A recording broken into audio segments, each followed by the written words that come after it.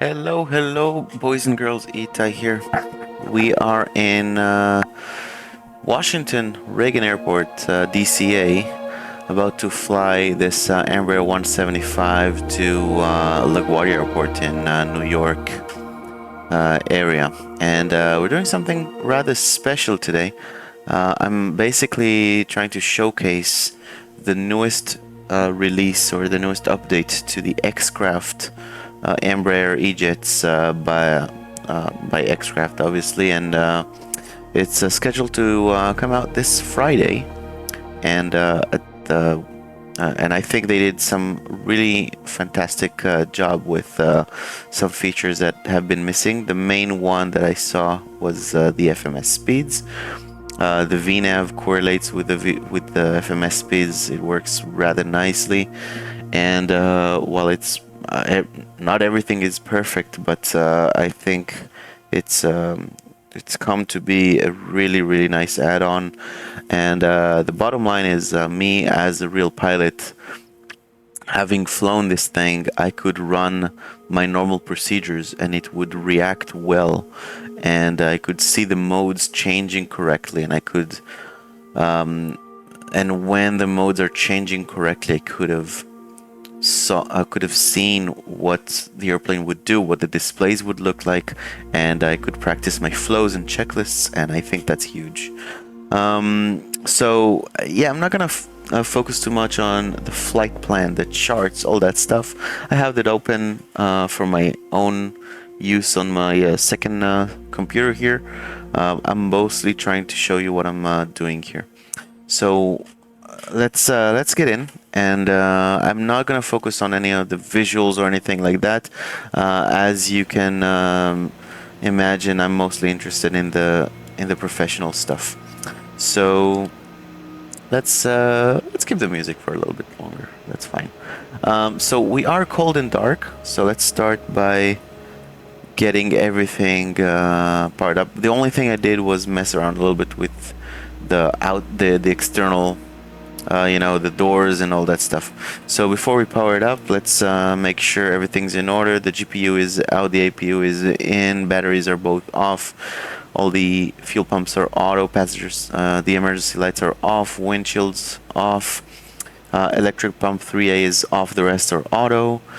What else am I looking for here? Gear lever is down, speed brakes down.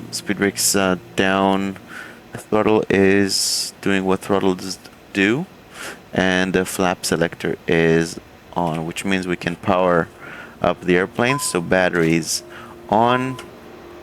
That's a pet peeve of mine. The ICAS should not have come on already, but if that's the worst of it, we can live with that. And while it does that, let's yeah, that was a pretty wrong idea to get it all the way up here. It's pretty gloomy out anyway. It's becoming pretty nice, but still.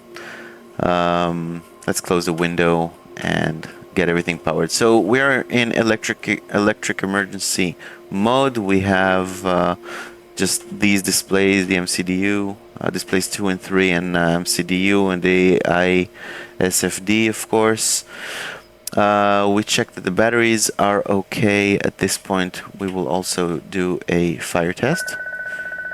That looks like a good fire test to me, which means we can now get the GPU in and let it slowly power up.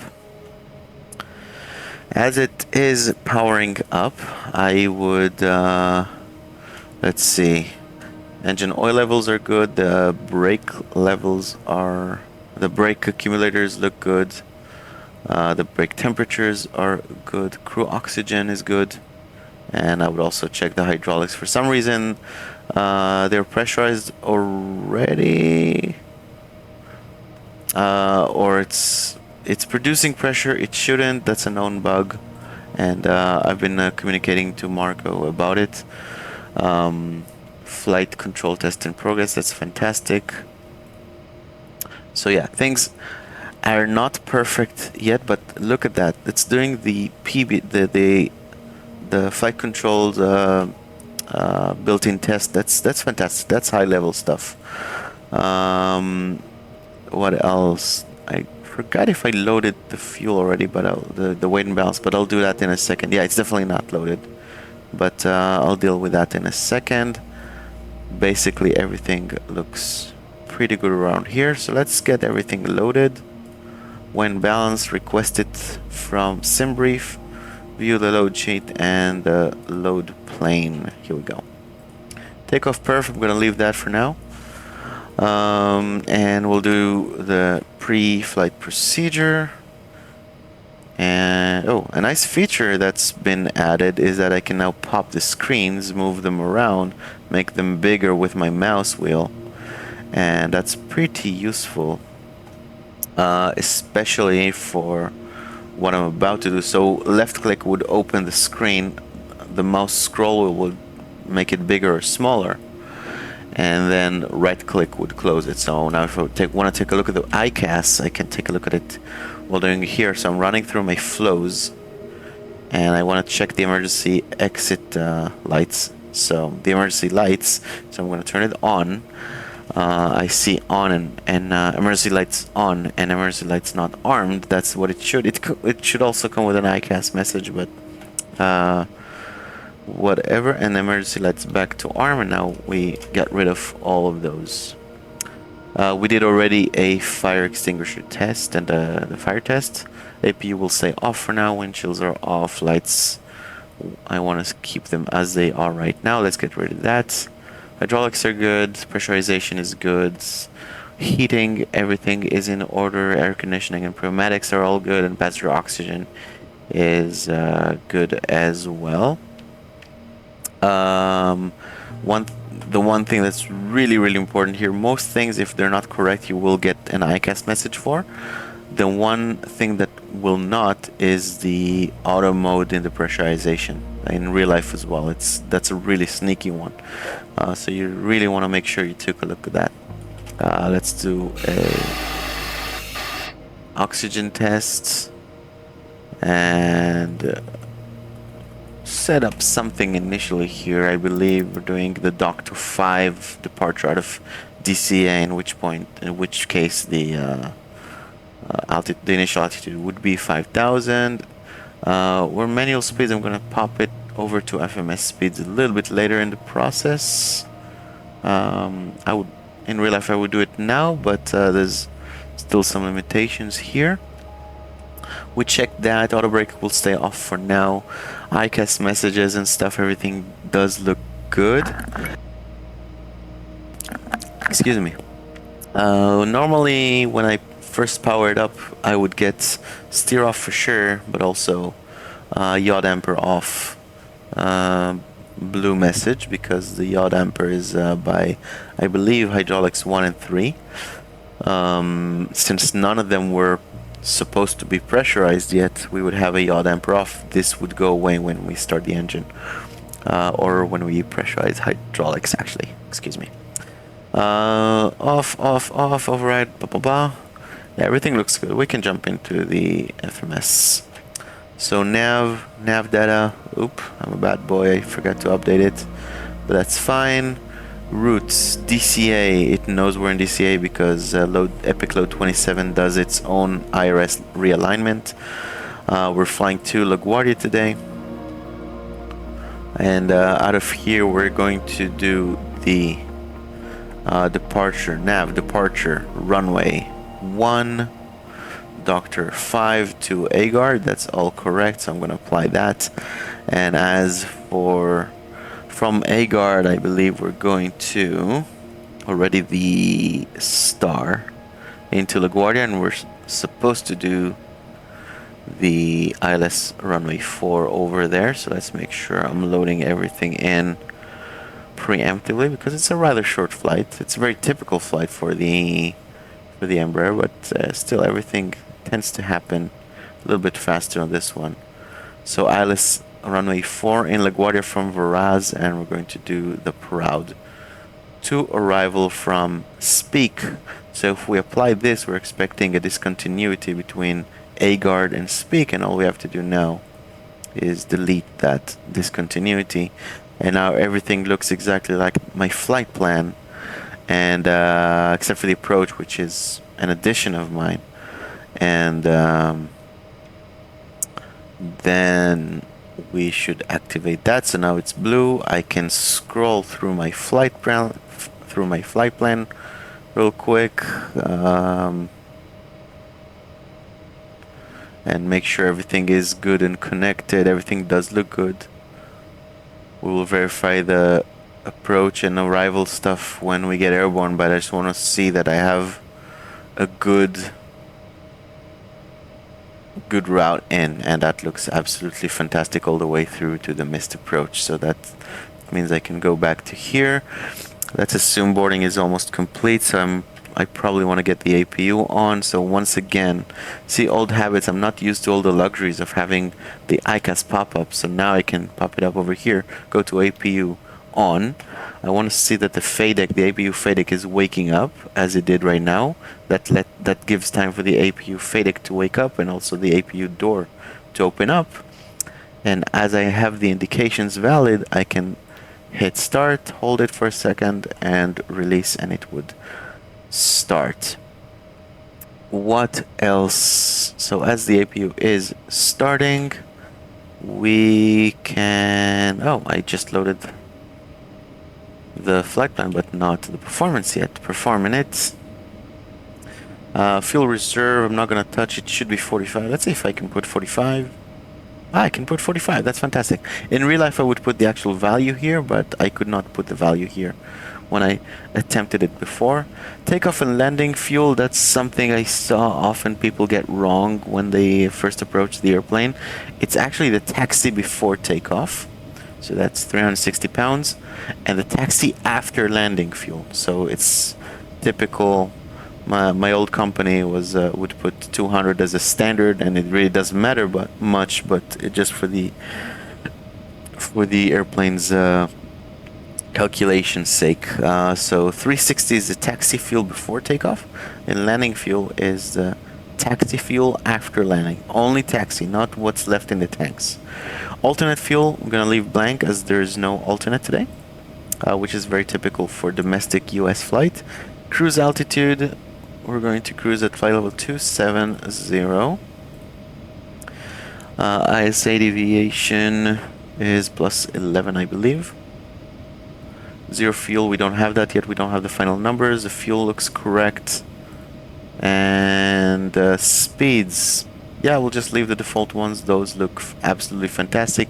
Takeoff data set we only do after we get the final number. So I'm going to leave the FMS, the MCDU on this page to remind me that, oh, I still have to put the cruise winds as well.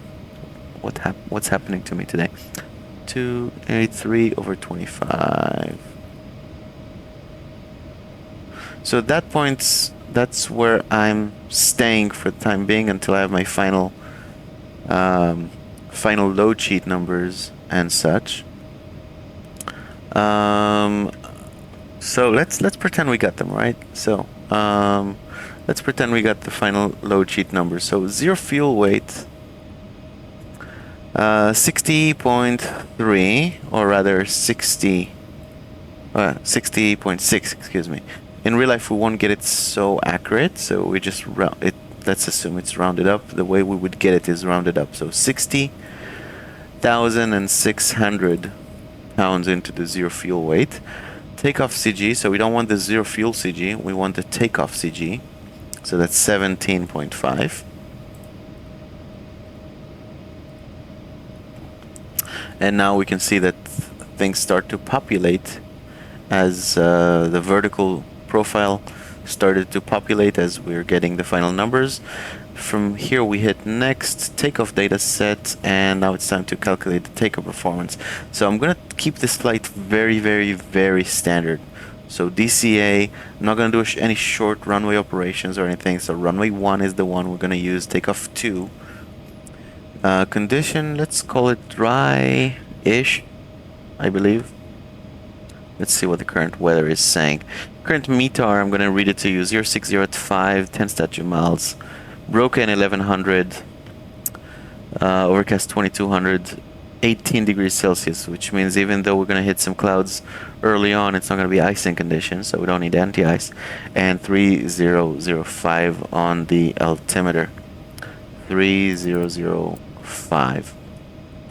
So runway 1 condition is dry. You're going to use flaps 2. That's a standard for most companies when the runway is long enough. Wind, we're going to use 0. Temperature, we're going to use 19 in case it gets any warmer. And 3005. Weight is fine. Let's compute. And as we have the numbers, let's see, flaps 2, those V speeds look correct, so let's pop this thing out and get it close to here. So what do we have? So we have takeoff 2, that's correct. ADX on, ECS on, we're not doing any ACS off takeoffs. Anti-ice stays off, takeoff data set, oh, that's right, I wanted to do a flex takeoff. So let's do temperature, let's do 40. It's a very typical. So basically what the system does is it simulates what happens if we took off at 40 degrees Celsius, and then what would the engine give me had I done this. So temperature is 40. So it's not really 15. Here it's rather 18 degrees. And flexing to 40, that's correct. So I'm going to enter that. FMS takeoff. We don't need to do anything here. This is also only advisory. Remember, this is in case we're using the internal MCDU calculations, but we're not. We're using an external calculation tool.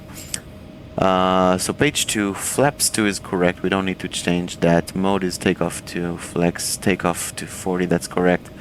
So we can do takeoff and populate 127, 130, 133 for V2. So that's what should happen when we set. That's what the FMS speeds should be set to when we bring it up to FMS speed. So I'm going to do it like that, and 184. So those look all correct. Let's see what the departure limits are. We got 210 at 3000, VNAV capture, we're going to do it at 1000. So everything is good, I believe. Let's scroll really quickly through that. Yeah, I'm not going to bother with any briefings or anything. Not going to worry about checklists. They're here, they're available. I'm not going to worry about them. I'm just going to run my sequence. So let's right click this to get it out of the way, and let's see what happens here when I scroll to FMS speeds. And here we go, 133 V2. V2 is the speed I would climb out on if I lost an engine during takeoff after V1. So that's why it's important to have that set up over here. If everything does go well during the takeoff, they would bump up. Sip of the coffee. Let's do a before start checklist procedures. So we got that, and boom, boom, boom. Fasten belts, beacon, boom, boom, boom. Fantastic. So everything looks to be in order. APU is up and running.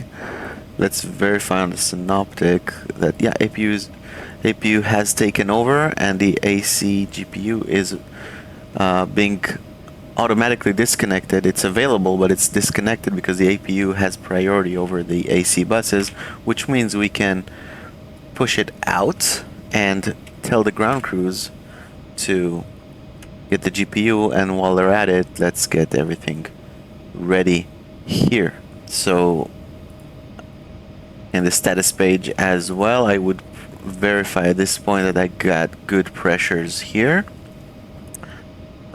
which is fantastic, because now as we are ready for the engine start, we also have good duct pressures from the bleeder from the APU. So I want to see at least 40 for the engine start. So we got that, which means I believe we are pretty much ready. We'll get the transponder. I can't unfortunately put it onto alt only mode yet on this add-on, but nevertheless, we would turn the transponder on. At this point, let's get the jetway away, and let's get ground to cockpit, plan acknowledged. Call me to the menu when you are ready. Yes, I am fully ready. And let's call it before all the checklists are done, the briefings are done. Oh, one thing I forgot, and that's goes to show you that I haven't flown the Embraer in a long while. I forgot to press toga right after getting the takeoff performance in, and we have roll, takeoff, LNAV and VNAV armed, and I got the crosshair, and that's part of the procedure. I would also get the trim to where it needs to be. It needs to be 4.0 up. That's exactly what we have right now. Fantastic. So now we are fully ready for engine start. So call her through the menu. We will. So better pushback. Start ground pushback. To cockpit. Tow is driving up. Yep, it is. So so far you've seen everything is performing pretty nicely. I'm doing the as I said, I'm not flying the Embraers. I don't fly the Embraers for a while now. I fly other airplanes. Nevertheless, some things are just coming naturally, I guess, and everything is working pretty well. So here and there I might do a mistake or just some error. I would respond as I normally would as a pilot, but do I remember absolutely everything that the internal system logic is supposed to do? Not necessarily, but no pilot does really, to be honest. All doors and hatches are closed. Ready to connect. Fantastic. Let's get the show running. So yeah, no pilot remembers every single little criteria of the airplane, but what we do is we have a set of tools on how to react when things are not exactly as we expect them to be. And as we're doing this, as we do, we have we are reverting to the next stupider mode, so we can fly the airplane first and figure out what's wrong second. And oftentimes connected and bypass pin inserted. Release it would be my brake. skill. Let's release the parking brake, get the show going. But oftentimes Starting pushback, and you may start engines. okay, roger, clear start engines. Start sequence is 1 then 2. So yeah, as pilots, it's the art of switching between modes in a way that would be the smoothest for flying. And sometimes you don't get it perfect, and that's fine. That's part of being a pilot and constantly learn. Is it pushing? Yeah, it is. Yeah, okay. It stopped for a second, but it continued. So let's start the engine. It's as simple as that. I did forget to turn on sterile mode. And yeah, we got the door closed as well. Ignition A, everything seems to be in order at 20% N2. We should start see some fuel flow soon. There we go, some fuel flow. ITT is rising, N1 is rising. Everything seems to be in order. I'm not doing anything, it's doing it on its own. It's a highly automated airplane, and it's doing its thing.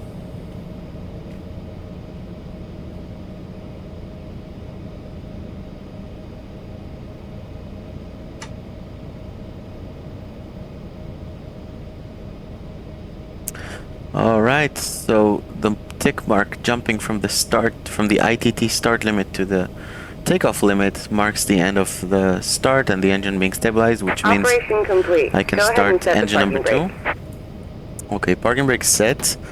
Disconnecting tow. Stand by. in real life I would probably taxi out on one engine, but for simplicity's sake I'm going to start the second one here as well.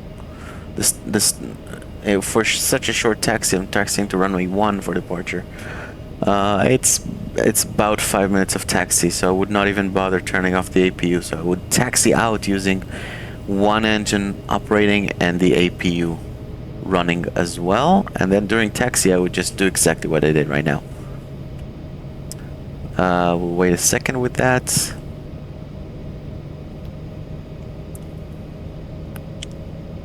Okay, now second engine has started, so the tech mark jumped to the takeoff limit and the PSI indications went away from here, which means we have a good engine start. We'll tell the crew to disconnect and we'll do our procedure, which is very simple. It's APU to off. Since both engines are now started, it's going to be auto and auto, and we'll wait for them to properly disconnect. And as we can already pre-select the flight control page. And bypass bin has been removed. Hand signal on the right. We'll see you next time, and have a safe flight. All right. Thank you very much. See you on the right side of the airplane, and have a great day. Clear disconnect. So yeah, we'll pre-select the system synoptic flight control so we can run the flight control checks.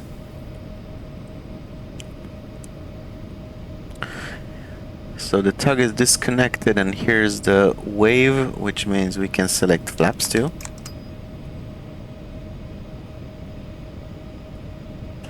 And run the flight control check.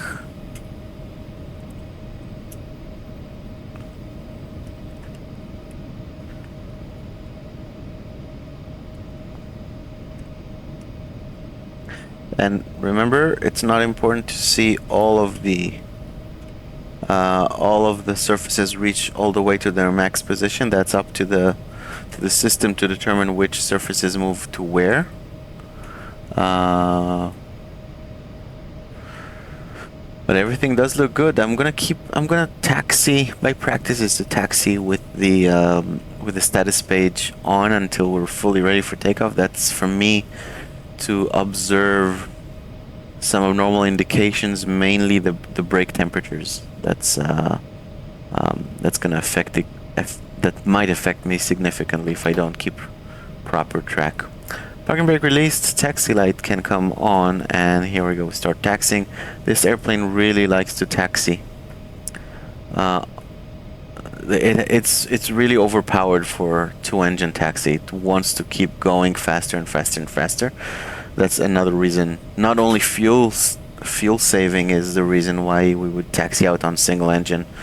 We would also do it because otherwise we keep riding the brakes as we're taxiing, and we might warm them up and wear them way quicker. If we're taxiing on single engine out, taxi out, it's going to be a lot easier on the brakes and frankly a lot easier to taxi altogether, because you're not so overpowered. Everything kind of like is a little bit smoother. But as I said, for simplicity's sake, I did everything all at once. So we're taking a right here. We're going to join from November all the way to Juliet and all the way to the start, to the threshold of runway 1. The flaps are already set, the trim is already set. So yeah, I'll wait a little bit with the before takeoff procedure. Assuming I can remember. I fly other jets these days. I've done 2 type ratings since I used to fly the E-Jets, so I may very well do some wrong things or just be clumsy and forgetful about some procedures. I'm just going with the flow. I'm just trying to showcase the airplane, showcase the new update. It's really nice in my opinion. It gets me from A to B with doing my normal procedures with a fairly simplistic manner. And yeah, I did notice most of the systems work pretty much like I would expect them. Flying wise, I liked the autopilot later on in the flight, but the initial climb I noticed that the flight director and the autopilot are rather jumpy. Nevertheless, I will connect the autopilot as soon as I can, which is right after 1,000 feet. And just I'll let you guys see what it's doing on its own without my interruption. If it does something grossly wrong, I will interrupt as I would in real life, but if it's just a little quirky around corners, I will let it do what it's doing and I'll let you see. So what I'm expecting in terms of takeoff sequence, I already pressed toga, so when I roll into the runway I would get my engine to the 40 tick mark, let it stabilize, and then advance it even further, and around 60% and one or so, the auto throttle should engage on its own and take us all the way to takeoff. And at 80 knots, it's going to be thrust-hold, and climbing it originally at V2 plus 20-ish.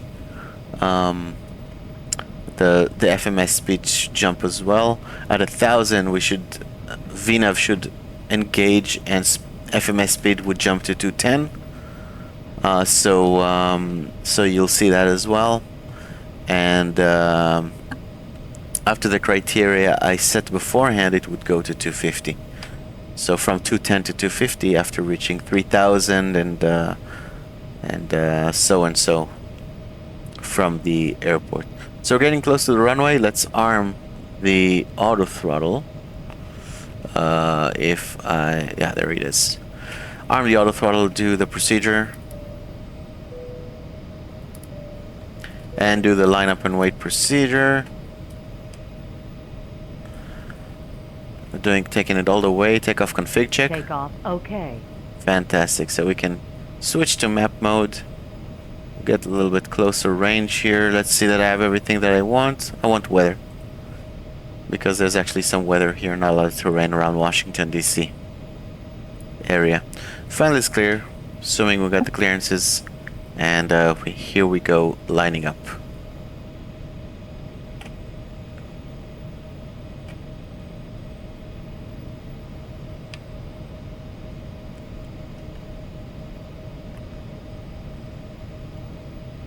So let's assume we got also cleared for takeoff, not only lineup, so we'll turn the rest of the lights on. Clock will start on its own, just verifying the correct runway. Runway 1 is over here. That's US for you, 1 and not 01. Correct runway, correct heading, and let's go. Throttle to the tick mark. Stabilized and push it forward, and as you can see, the auto throttle's engaged on takeoff mode.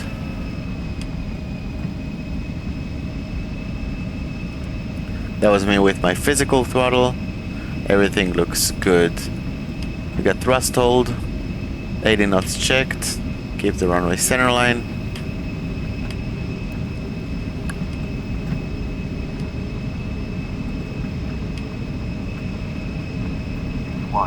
Rotate V2. Pass the rate, gear up. Initially 15 degrees pitch up. At around 400 LNAV should engage. Here it is. And it wants me to turn rather aggressively to the left. I'm just gonna keep the Potomac River here for a little bit. At 1,000, VNAV would engage. Here we go, speed on elevator and flight level change. And we want to start accelerating as well. And autopilot can come on, and let's see what it does on its own. Autopilot is on. Flap speed is not really correct, flaps 1.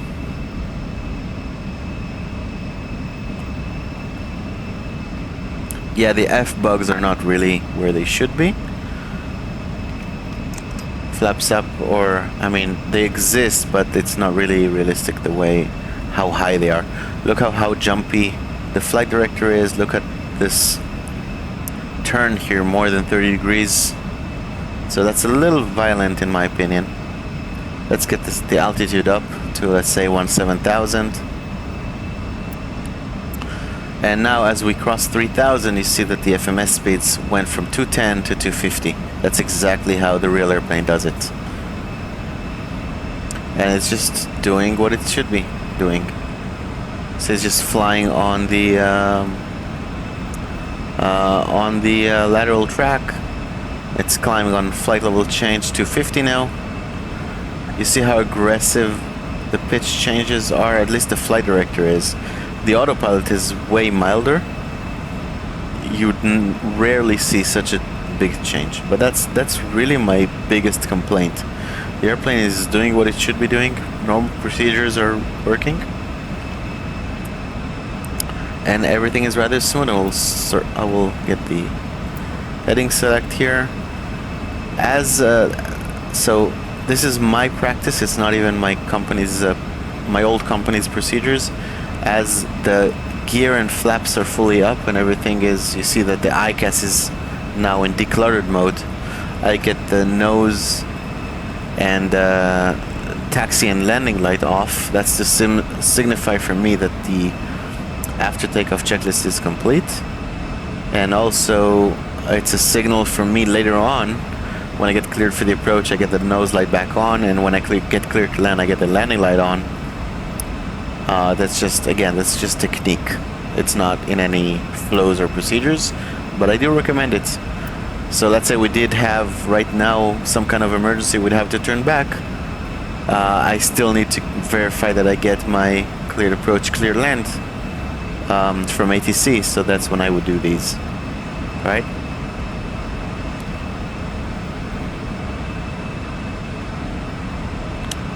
Coming up on 10,000. At 10,000 we want the FMS speeds to go up to what we pre-selected as the climb speed.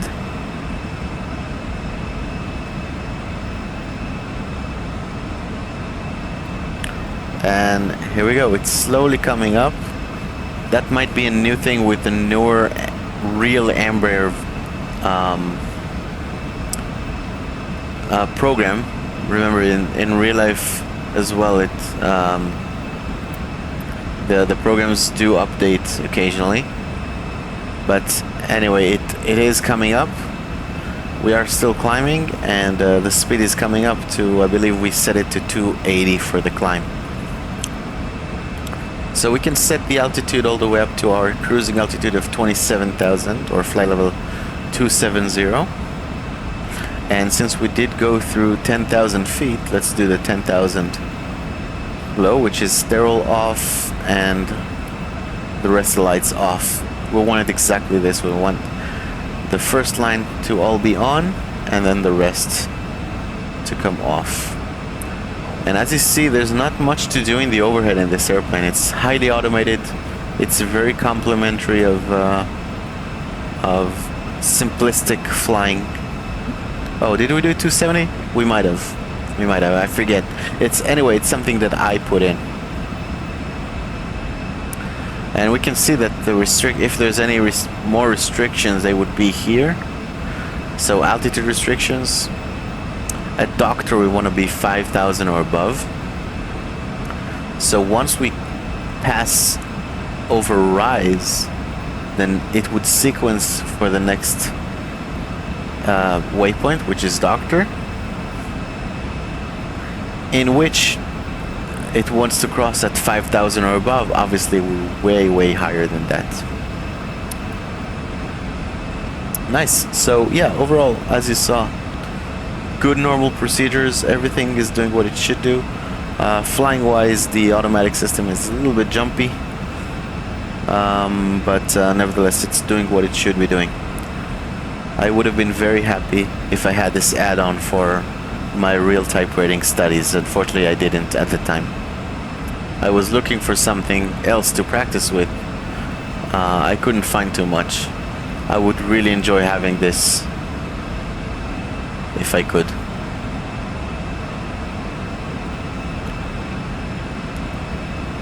Now we have a little bit of time. So let's take a look at this beautiful airplane from the outside, shall we?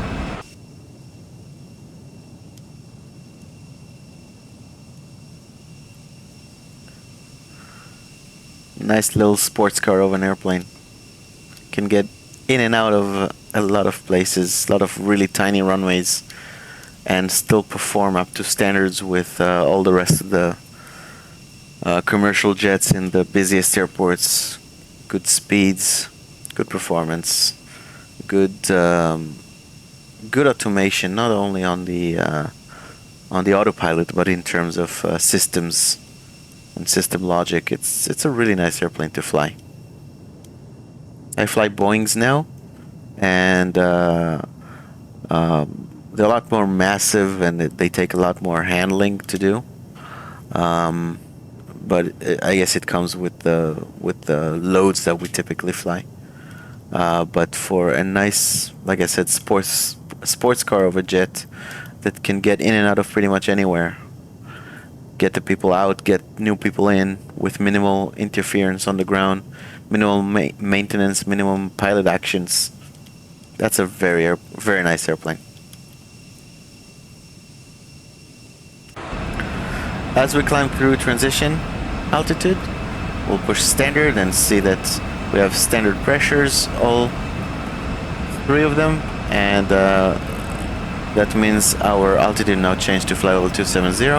And as we can see, since Doctor is the next waypoint, we can see that we want to be there at least 5,000 feet or above, and we can see that limitation here as well. That limitation, the 20,000 something, I don't exactly know where it is. Maybe it's something hidden in our arrival, I'm not sure.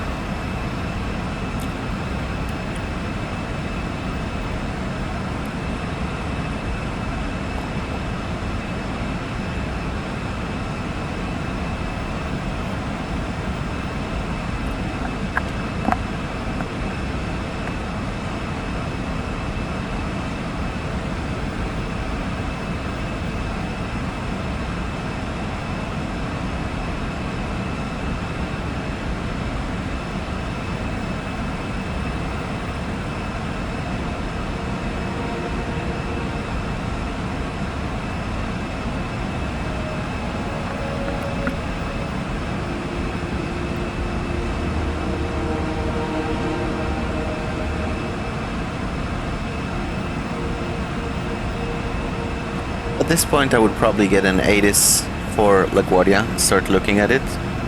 So let's do that now. LaGuardia weather is saying wind 060, 12 knots, 10 statute miles, scattered 2100, broken 2700, broken 7000, 17 degrees Celsius, and altimeters 3011. So we'll take runway 4 ILS, exactly what we have programmed there.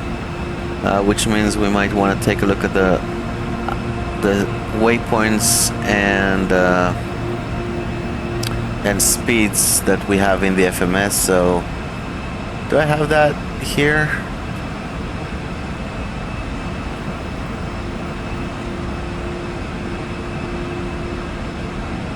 Yeah, I didn't connect it, I guess. I have it on my other computer, so you guys will have to trust me.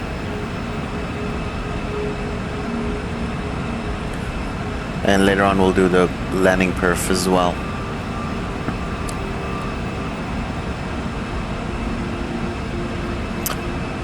So let's see, from Agard we're going to Speak. Speak is the first fix on the arrival. To E&O, New Smyrna, flight level 24 or above. Skippy between 22 and 19. Bessie 17, Edger 13 to 17, Davies 13 or above, Holy with nothing in it, Brand 11, Corey 10. Then we got Deputy, Tykes, Minx, Jersey, Renew, Apple, Proud. And from Proud it's Vectors, but it's very close to Varaz, Benji 3000, Rahil 1800, and Dennis 17 or above. We'll change that to 17 exactly to make it easier on the VNAV. So we'll activate that. We can see any changes cyan, so we'll activate that, and now it's green again. 1,000 to go until we reach the altitude. I will declutter my map a little bit with this.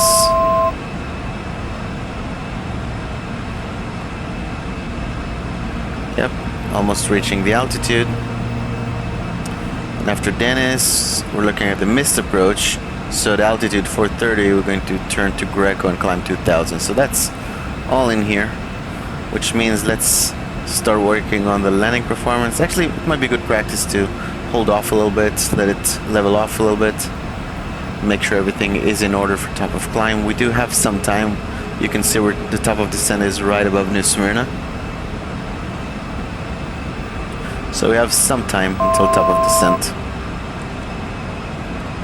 There you go, speed on thrust, purple alt, magenta alt I should say. Thrust went all the way down and back up. I don't know why it did that, but we'll let it stabilize a little bit. Anyway, the speed jumped from the climb speed to the cruise speed, and the cruise mode and the cruise thrust limit, cruise N1 limit is already active, which means we're doing well. Airplane switched to cruise mode in all aspects of it, and that being the FADEC and that being the FMS, we're now in cruise mode.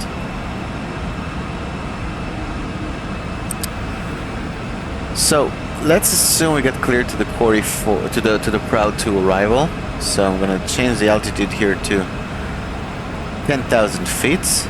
It's still showing flight level because I don't want to change out of standard pressure yet. So now it's green, it's magenta alt with 10,000 pre-selected here, which means at top of descent it should start a descent, and we can see that flight level 240 is marked here to signify that this is the altitude limitation in our next waypoint, which is New Smyrna, as you can see it here. Flight level 240 corresponds, but in reality we don't want to hit it at 240, it's 240 or above. Hence, top of descent is right over it.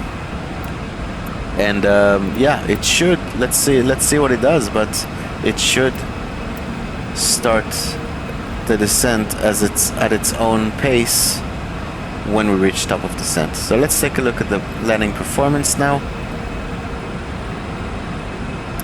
So as for the landing, we're weighing 64. Let's just calculate based on 64,000 pounds gross weight.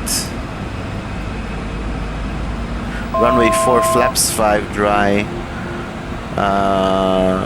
We won't count the reverses for the landing. Wind, we'll call it 0. Temperature, we'll call it 20. And 3011. Calculate, compute.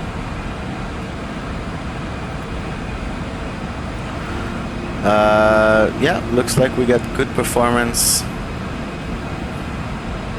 We're getting, the beep was that we're getting close to top of descent. So let's take these here as well. Actually, we'll let it start its descent first, and then I'll keep going with my approach preparations. As we can see, that the path is approaching us from above, and now I'm not touching anything. It changed from VNAV alt to VNAV path as it descends on its path, maintaining the descent speed. It was 290 before, now it's 280 because that's what's pre-selected as the approach, or excuse me, the descent speed. And of course, center the heading selector. Cool, get rid of that.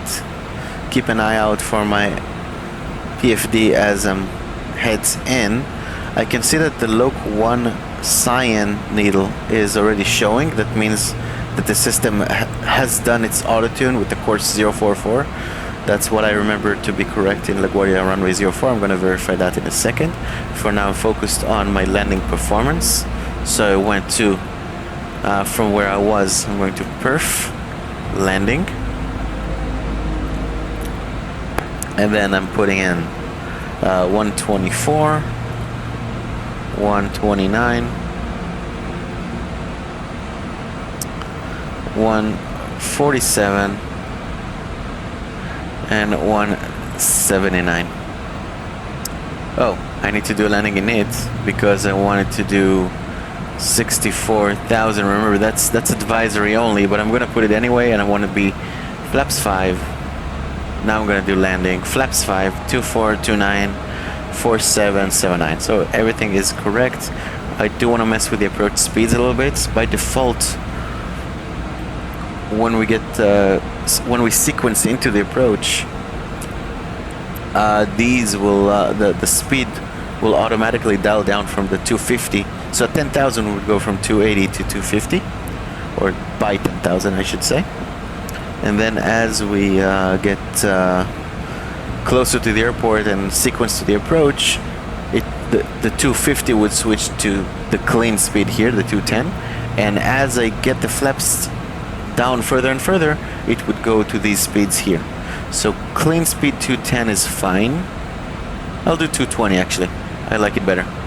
And then flaps 1 I'm going to do 190. Flaps 2 I'm going to do 170. And those are very typical speeds that would work in different weights and such. Those are also typical speeds for ATC to assign me. So all I gotta do is put the flaps to where I think they should be, and it would for sure be okay. As we're descending, Skippy is flight level 190 or above, and we are. The next Bessie is probably 17 or above. We see that here, and we're descending on it. Now we can switch to 3011 because the next waypoint is based on is below the transition level. So 3011. So now it would actually shoot for the correct altitude from now on. So where were we? 220, 190, 170. Flaps 3, I wanted 160. Flaps 4 I never use on the approach anyway. And for landing flap it would be V approach. Fantastic, that's what I want.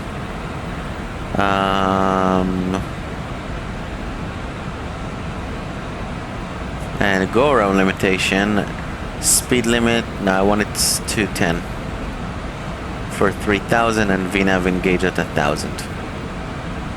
Fantastic. So the FMS is set. I don't want to check my auto tune, so automatically tuned, the computer automatically tuned 110.5 for my localizer frequency, and previewed the localizer needle here.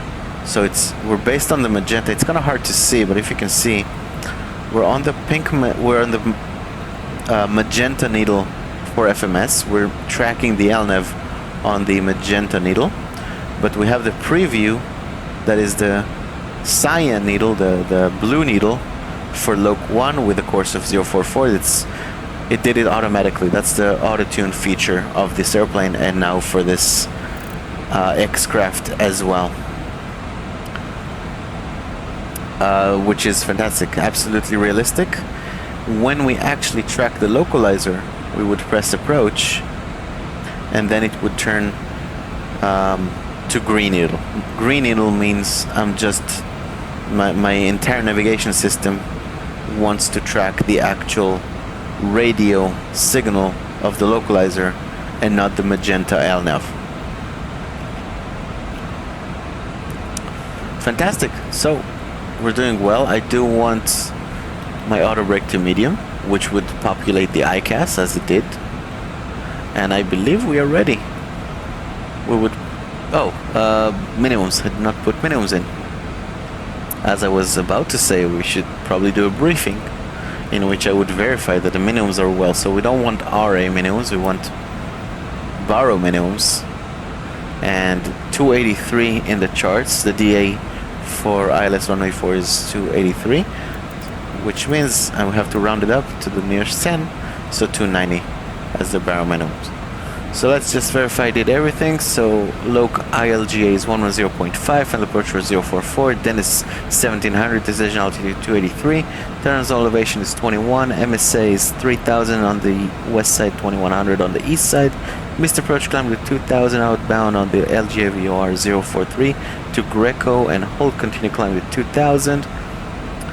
Autopilot coupled approach not authorized. I'm gonna ignore this note here, that's on the chart, but I do want to show you how the autopilot and auto throttle handle the approach, so I'm gonna keep it on. In real life, when I'm fully established on a glide slope, I should turn off the autopilot, but I'm not gonna do that on this one. The rest of the notes are pretty standard. It's a rather steeper approach than normal, 3.14 degrees. Puppy on the right side, Malser, and RVR 4000. We got that as, we got 10 statue miles over there. Nice. So, I would probably do some kind of flight attendant announce or passenger address here, like a PA that we started descent. Flight attendants, please prepare the cabin for arrival. And we're doing nicely here, descending. So yeah, keep enjoying the approach. I don't have much to say for now.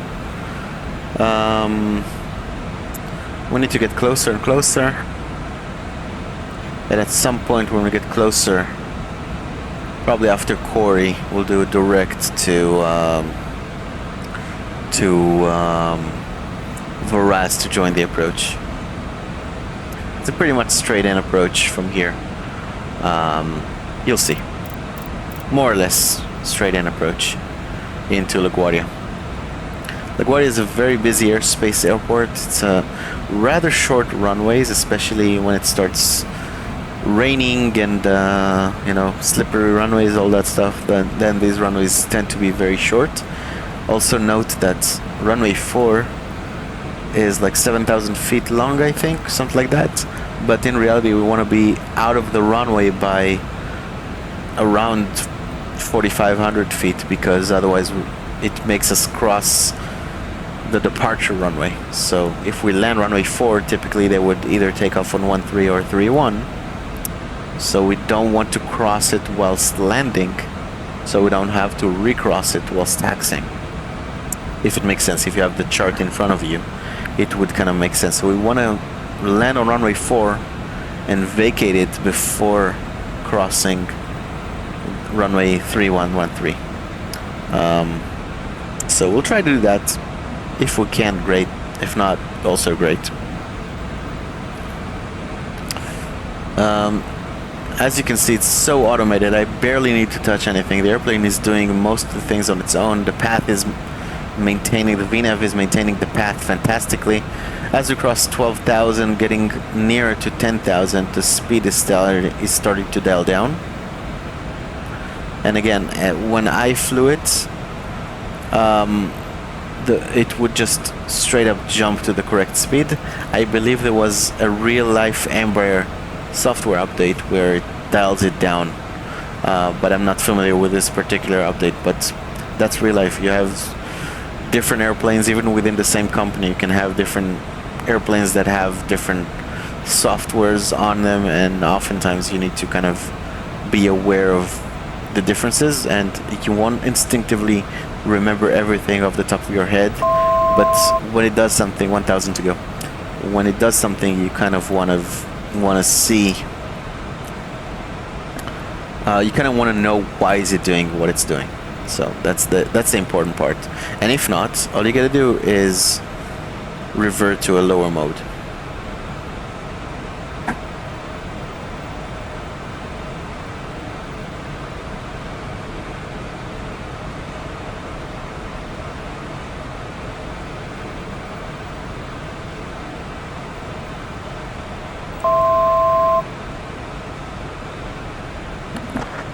Here we go, coming up on 10,000 feet. VNAV out, maintaining the 250. At this point, ATC would probably assign me 250. So I'd go for now to manual speed so it doesn't keep dialing it back. Oh, it's actually kind of a nice altitude here between the clouds. Let's look at it for the outside for a second. Yeah, it's kind of cool.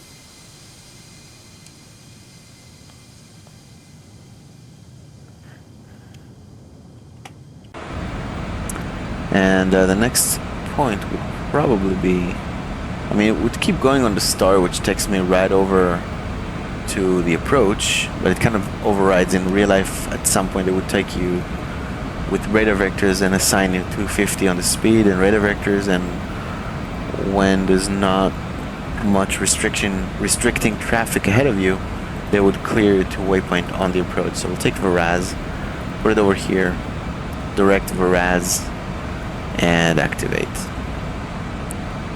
See, it recalculated the new top of descent from 10,000 to VRAS.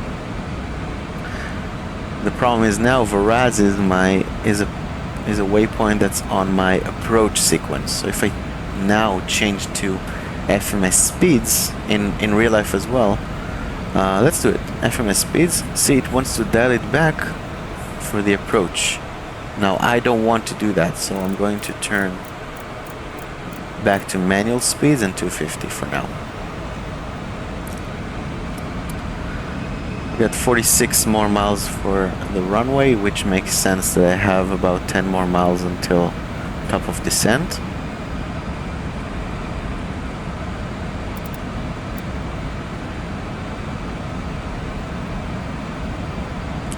Yeah, and everything seems to be in order. In real life, realistically, at 10,000, they would probably keep me at like 300 knots or something. They would assign it to me, and only as they clear me below 10,000. So 10,000 is the tipping point.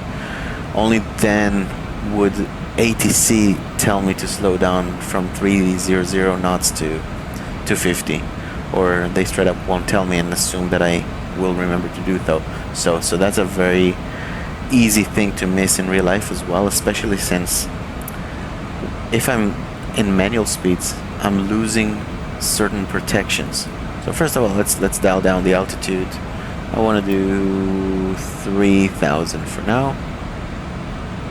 For the approach, we're still in VNAV, and let's do flight level change actually.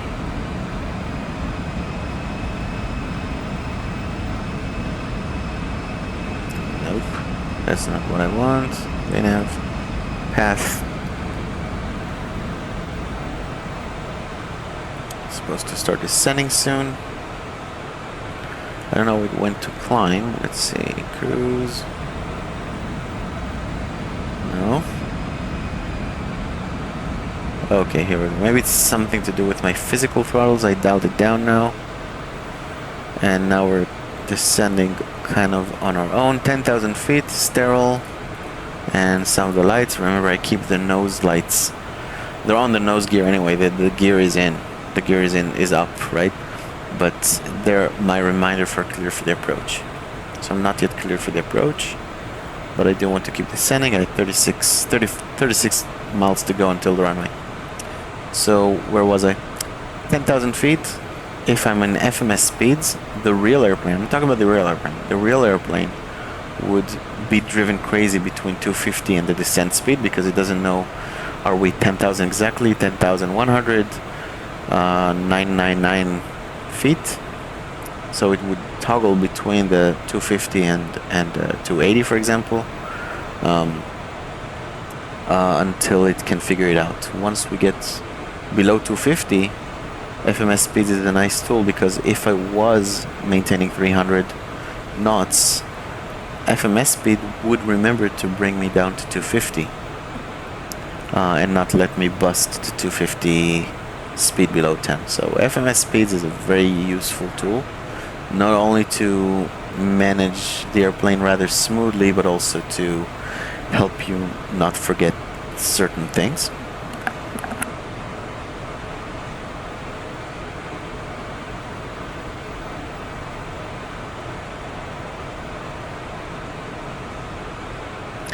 Kind of to protect you against, you know,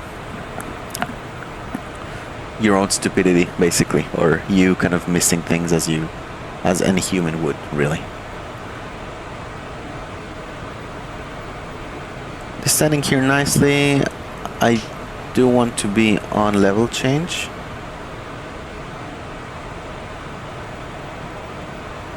As I don't want to be exactly on the path in the real airplane as well, because it would descend me exactly on the altitude, and then it would be very difficult for me to lose speed. So I would want to descend, maybe not as much as I am right now. So I'm going to go vertical speed 1000 for now.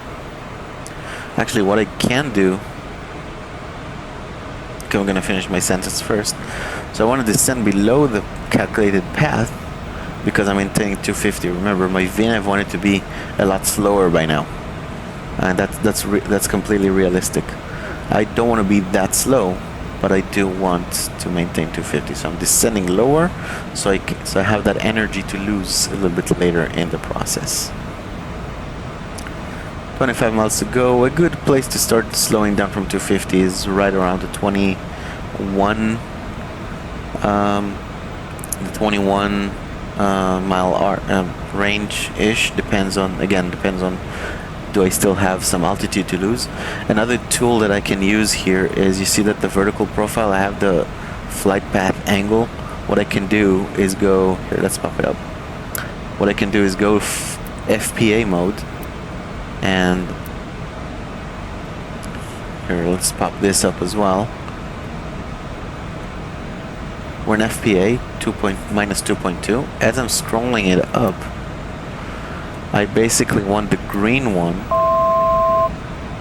the green line, to intersect with the approach path before having reached the final approach fix. See what I'm doing here? Now I have my protection. Benji is 3000 or above. I have my 3000 dialed in here in the guidance panel as well, so it will level off at 3000 and not bust this altitude. But let's say ATC told me, hey, descend 2000, clear lattice approach. I could do that and kind of shoot my shot with my with the FPA to kind of like make it smooth, like so. It's a little bit bumpy here. We are leveling, we're on the localizer pretty much. I don't want to switch to green needles yet, because I kind of want my VNAV. Oh, I don't, because why would it want me to level off here? I don't know. And since I'm very close now, that's a good time to get approach speed. So I'm going to do activate approach speeds and FMS speeds. Let's see what it does. It slows to 220.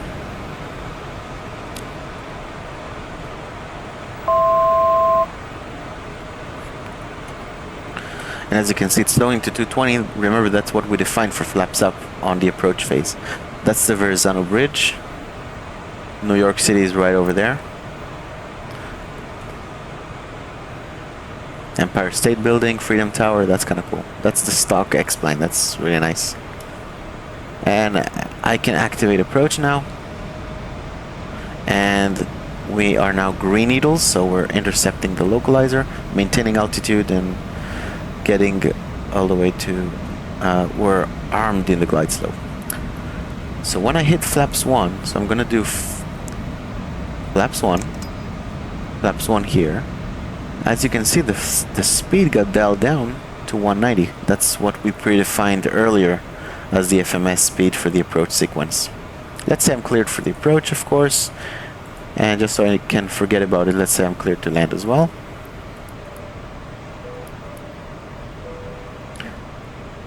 I give them the dings. Fantastic.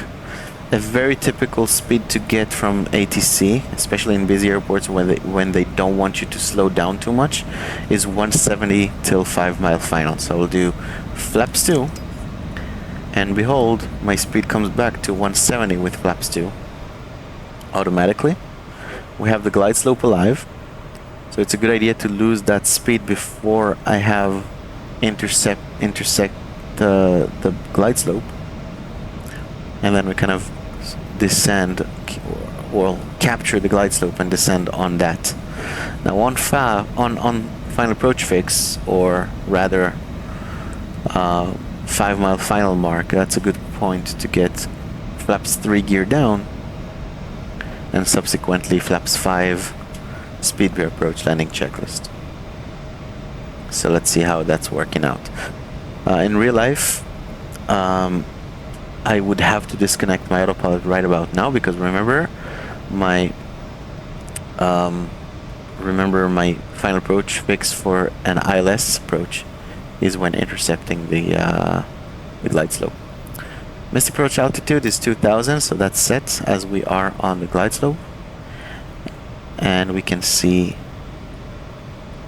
the city over here.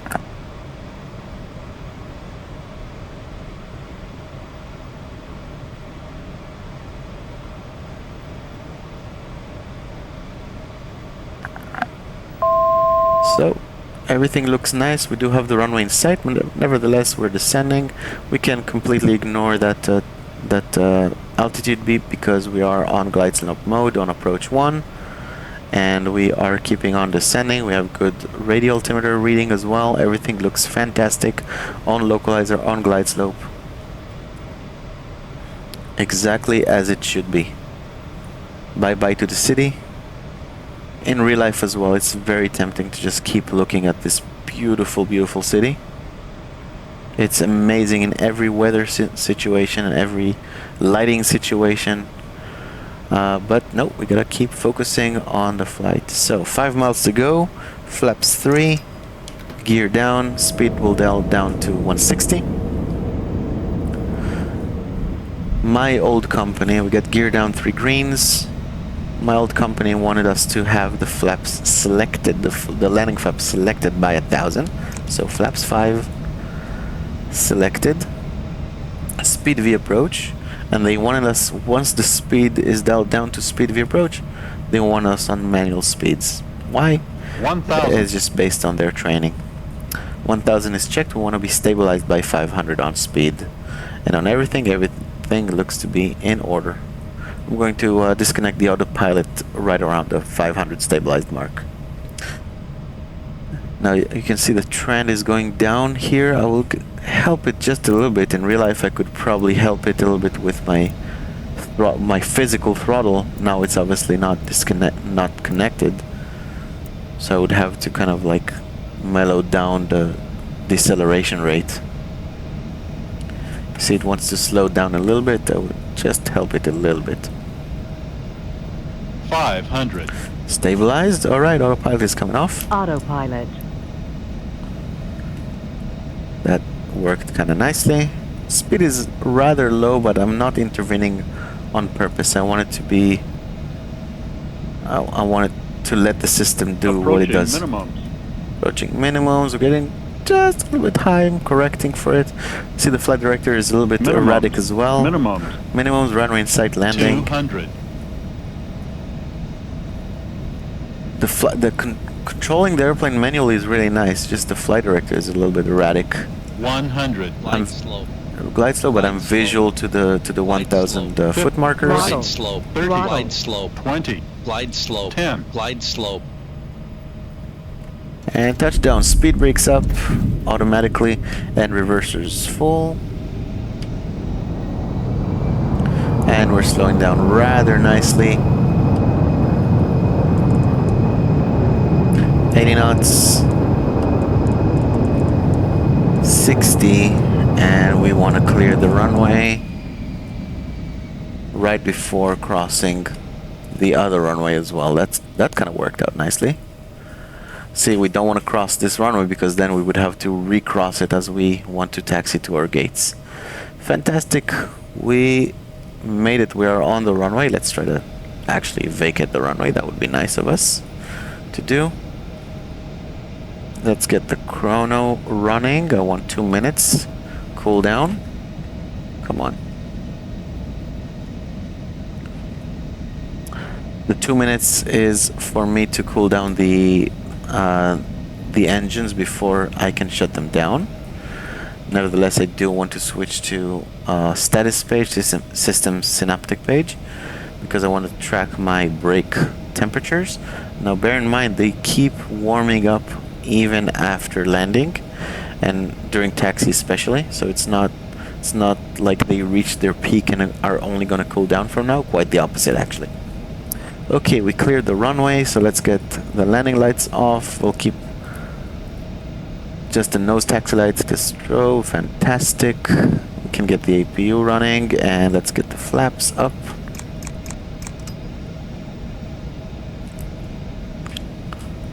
Why am I not? It seems like a lot of power required to taxi. Maybe explain things like blew a tire or something. I don't know. It is taxiing, just takes rather a lot of power to do it. Yeah, I don't know. But we made it to LaGuardia, guys. We'll make our way to this gate right over here and do a proper shutdown.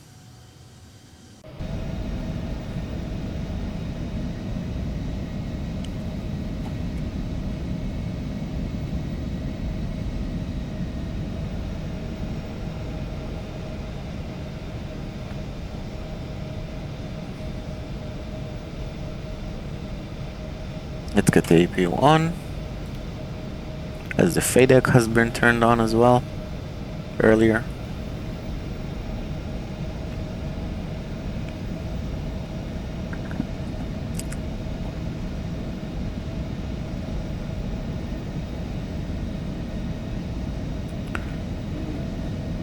What else? What else? Oh, the city again. That's such a fantastic view.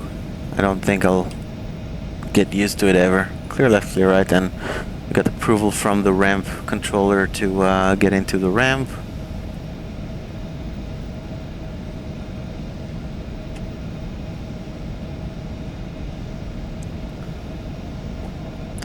We'll do kind of a left and a right kind of thing. Lead APU valve open, which means we probably have the APU online, which we do, which means we can power down the engines when the time comes. We are almost 1 minute over the 2-minute time limit.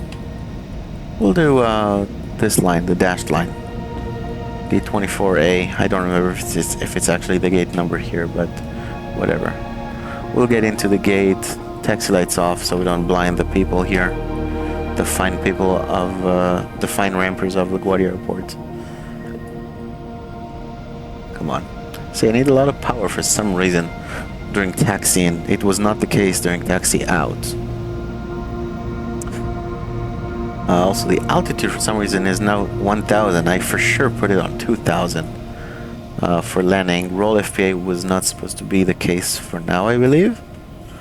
But nevertheless, I'm nitpicking now, but it really doesn't matter. I was told that the go-around sequence is not fully implemented yet, so it's probably part of it. Alright, we are at the gate. Parking brake is set.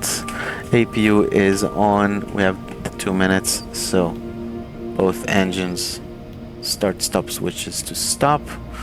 And as the airplane is pulling down, we can see that the AC buses will now get their power from the APU, and we can get the shutdown flow. Beacon, electric hydraulic 3, and TCAS to or transponder to standby.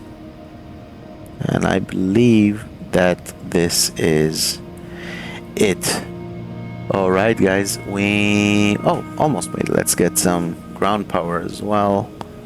Let's get the jetway to toggle in. Forward cargo would probably open, as people here could be very eager to start unloading to get the people their bags.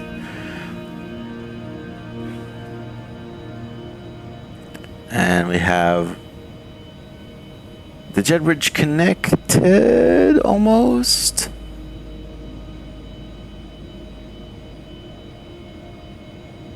And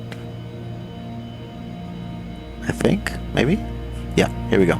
So now forward passenger can get open, and then they would connect the GPU. We can see that based on the available light, so we can press that on and we can get the APU off.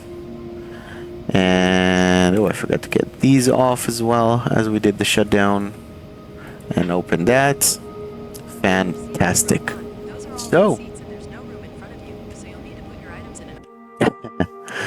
so APU is pulling down, the passengers are getting off the plane, so let's chat a little bit.